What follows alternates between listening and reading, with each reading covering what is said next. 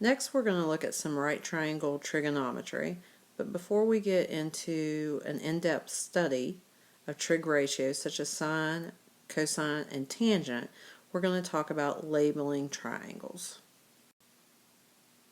So here we have a right triangle, and we know this is a right triangle because if you look down in this bottom corner right here, you have this box, which means that that's a right angle. So that means that that angle measures 90 degrees.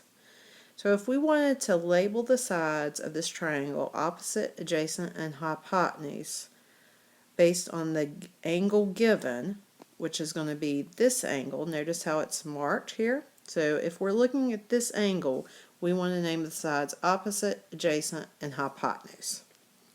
So I'm going to start with hypotenuse because the hypotenuse is always going to be across from the right angle. So this side is going to be our hypotenuse.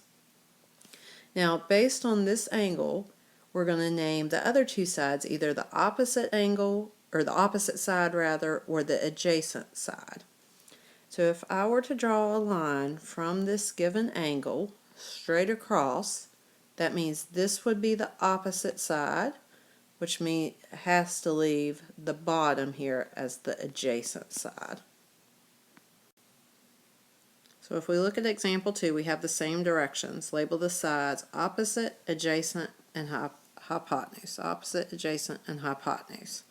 So once again, I'm going to start with the hypotenuse. And the hypotenuse is always going to be across from the right angle.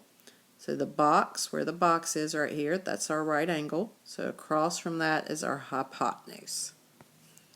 Now we're going to look for the given angle, which is going to be the angle that's marked. So this angle.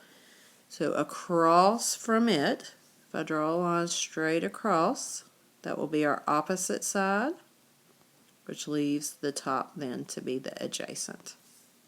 Okay, and the whole reason in doing this is because we're going to use these for trig ratios, sine, cosine, and tangent, which we've alluded to, but we're going to have to know how to name the sides before we can use those.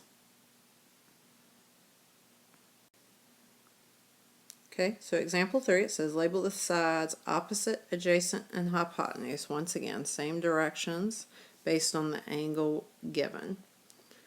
Okay, so why don't you pause the video, try this one, then come back and see what you get. Okay, so I'm going to start with hypotenuse, and here's our right angle down here at the corner where the box is again. So across from that is our hypotenuse. And we're going to look at the angle given, which is up here at the top. So if we're going straight across from that angle, this would be our opposite side, which means this has to be the adjacent side then. Okay, so example 4, same thing. Why don't you pause the video, see what you get, and come back and check yourself. So label the sides opposite, adjacent, and hypotenuse. So the easiest thing is to start where the right angle is. So here's our right angle at the box.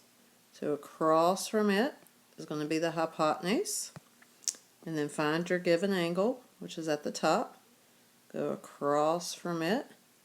So this one would be your opposite, which means the third side left is the adjacent side. Okay, so we talked about these a little bit last week. So we're going to use the calculator to find our cosine, our sine, and our tangent here. This says round to the thousandths place, but we're actually going to change this to the 10,000ths place, which would make it the 4th decimal place. Okay, so if we look at example 5 here, it says we want the sine of 24, so we're just going to put this in our calculator, and then we're just going to approximate to the 4th place. So we're going to say this is approximately 0.4067, and then we have a 3. So we're going to look at this place right here, and since this is less than 5, we're going to leave this alone. So we're going to mark that out and say our answer is approximately 0.4067. So let's look at example 6, so cosine of 81. So same thing, you're going to go back to your calculator, you're going to type in cosine of 81, and we're going to say it's approximately 0.1564. We want to round to the 10,000th, so the fourth place. So since we have a 3 after the 4, it's less than 5, so we'll mark it out. Here's our answer, approximately 0.1564. Okay, in example 7, we have tangent of 45. So same thing, we'll go back to our calculator. So tangent of 45 is 1. That's a whole number 1. No rounding there, so we're finished. Okay, so pause the video, try these last 3 on your own and see what you get. So we have sine of 49, so we'll put this in our calculator again. We're going to round to the 10,000th place again. So we're going to say approximately 0.75470. So since we have a 0 here, it's less than 5, so we're going to mark that one out and just leave this alone. So 0.7547. Okay, and then the next one's cosine of 110, so type that in your calculator. And it says approximately, notice we have a negative this time, negative 0.34202. So fifth one is 2, less than 5, so get rid of that. And we'll say approximately negative 0.3420.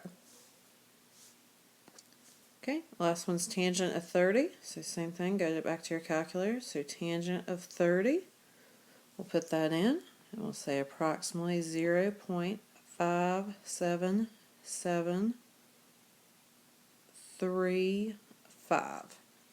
So we're looking at the fifth one here. So notice this time we have a number larger than 5. So we're going to make this approximately 0.5774. We're going to have to round up here, and there's our answer.